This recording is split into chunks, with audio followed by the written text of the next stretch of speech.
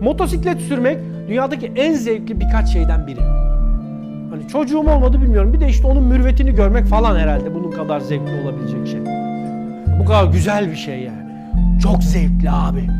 Gazı çevirdin mi? Tüyler diken diken oluyor mu ensede?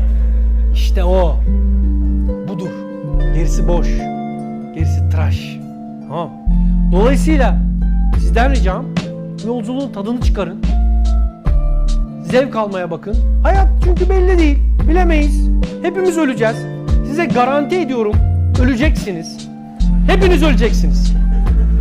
Hepiniz öleceksiniz. Ben de öleceğim. Şaşmaz yani. Kesin öleceğiz.